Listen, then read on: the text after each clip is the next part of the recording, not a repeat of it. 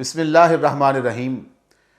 پاکستان اس وقت پوری دنیا میں سب سے زیادہ توہین رسالت کا مرتکب ہو رہا ہے۔ اس کے ہر شہر میں، ہر گاؤں میں، ہر گلی میں، ہر محلے میں اس وقت توہین رسالت کا ارتکاب جاری ہے۔ ویڈیو پوری دیکھیے گا اور پھر فیصلہ کیجئے گا۔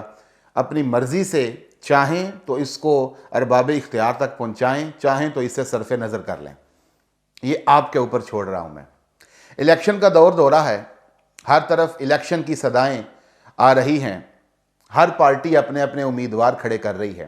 اس میں سب برابر ہیں۔ جتنی بھی پارٹیاں اس وقت سیاست کے میدان میں اتری ہوئی ہیں وہ اس جرم کے مرتکب ہیں، اور افسوس زیادہ ان سیاسی جماعتوں پر ہے جو عشق رسول اور تاجدار ختم نبوت صلی اللہ علیہ وآلہ وسلم کا نعرہ لے کر میدان میں اتری۔ آپ یہ ویڈیو اور یہ تصاویر اپنی سکرین پر دیکھ سکتے ہیں، کس طرح حضور علیہ السلام کے اسم مبارک کی توہین جاری ہے، کس طرح اللہ رب العزت کے نام کی توہین جاری ہے، کس طرح قرآن مجید کی آیات کی توہین جاری ہے، اور یہ پوسٹر نالیوں سے نکل رہے ہیں، کوڑے کے ڈھیر سے نکل رہے ہیں، بچے اٹھا رہے ہیں، بچے پھاڑ رہے ہیں۔ میں چند ایک سوالات آپ کے سامنے رکھتا ہوں۔ اس میں کسی پارٹی کو نومینیٹ نہیں کر رہا، ہر پارٹی اس جرم کی مرتکب ہے، اور ہر پارٹی میں آپ کو مجاہد ختم نبوت بھی ملیں گے، آپ کو عاشق رسول بھی ملیں گے، اور ہر پارٹی کا نمائندہ یہ کہتا ہوا نظر آئے گا کہ مجھ سے بڑا عاشق رسول کوئی نہیں۔ گزشتہ ایک دہائی میں ہم یہ نعرے سنتے آئے ہیں، ہر پارٹی یہ کہتی نظر آتی ہے کہ کوئی سرٹیفکیٹ بانٹنے والا نہیں عشق رسول کا، کسی کے پاس سرٹیفکیٹ نہیں۔ میرے پاس نہیں ہے، میں نہیں کسی کو سرٹیفکیٹ دے رہا، لیکن میں صرف توجہ دلانا چاہتا ہوں۔ جب عشق رسول کی بات کی جاتی ہے تو لوگ یہ بھی کہتے ہیں کہ ہم فلاں سے زیادہ عشق رسول ہیں، ہمیں فلاں سے زیادہ دین کی سمجھ ہے، یہ بھی کہتے ہیں۔ ایک پارٹی اٹھتی ہے، وہ یہ کہتی ہے کہ ہمارا موٹو ہی تاجدار ختم نبوت کا نعرہ ہے۔ ایک پارٹی جو سنگل آدمی کی پارٹی ہے وہ کہتا ہے کہ میری پہچان ہی مجاہد ختم نبوت ہے۔ ایک شخص ایسا ہے جس کے بارے میں یہ مشہور ہے کہ اس نے انٹرنیشنل لیول پہ جو ہے وہ عشق رسول کے ترانے گائے ہیں۔ ایک شخص ایسا ہے جس کے کریڈٹ پر یہ بات ہے کہ جی میں نے فلاں اسمبلی میں جا کے بڑی اچھی تقریر کر دی عشق رسول کی۔ وہ سب اپنی جگہ پہ ٹھیک ہے، لیکن اس کا کیا کریں گے؟ اس توہین رسالت کا کیا کریں گے؟ اگر ہالینڈ میں خاکے شائع کیے جاتے ہیں تو وہ گستاخ ہیں، تو حضور علیہ السلام کے اسم مبارک کی توہین کرنے والا کس زمرے میں آئے گا؟ اگر ڈنمارک میں خاکے شائع کیے جاتے ہیں تو وہ گستاخ ہیں، تو آپ کس کھاتے میں ہیں؟ اگر سویڈن میں قرآن مجید کو نظر آتش کرنے والا گناہگار ہے اور گستاخ ہے، آپ کس کھاتے میں ہیں؟ یہ کیا ہو رہا ہے؟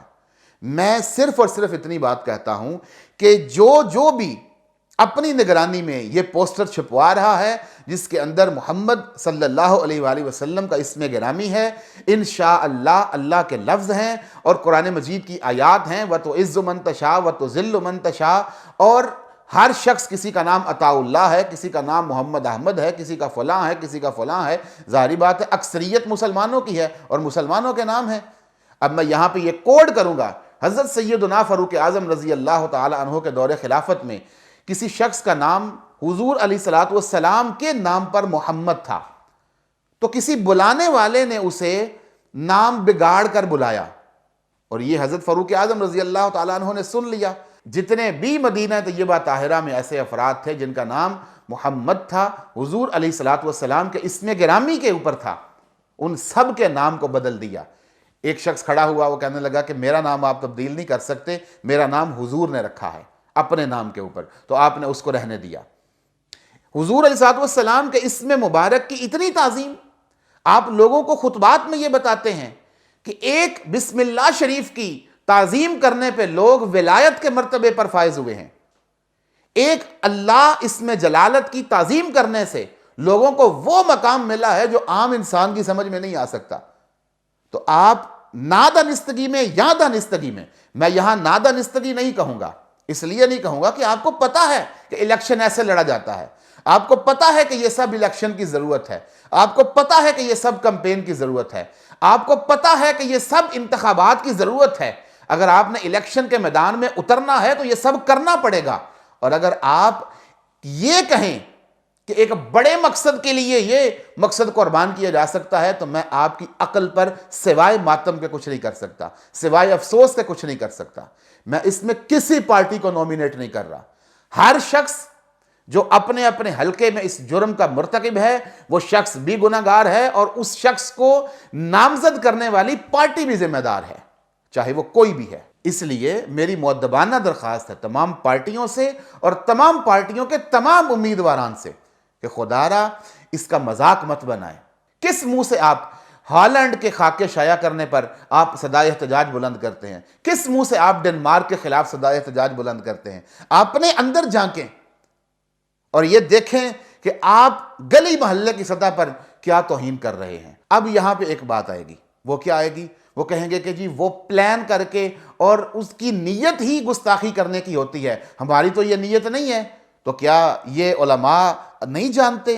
کیا یہ الیکشن لڑنے والے ایک خاص جماعت کے لوگ نہیں جانتے کہ حضور علیہ الصلوۃ والسلام کی ذات پاک اور آپ سے منسوب چیزوں کی بے ادبی کرنا، وہ دانستگی میں ہو یا نادانستگی میں ہو، شرعاً حرام ہے اور گستاخی کا ارتکاب ہے، اور اس گستاخی کے اوپر میں کوئی فتویٰ نہیں لگاؤں گا۔ میں یہ سوال تمام مذہبی جماعتوں کے مفتیان پر چھوڑتا ہوں کہ وہ اپنے اپنے حلقے میں اس بات کو دیکھیں اور اس کے اوپر شرعی فتویٰ جاری کریں۔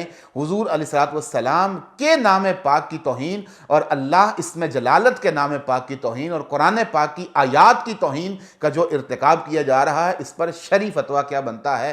یہ میں کوئی مفتی نہیں، میں یہ سوال میں مفتیوں کے لیے چھوڑ کے جا رہا ہوں۔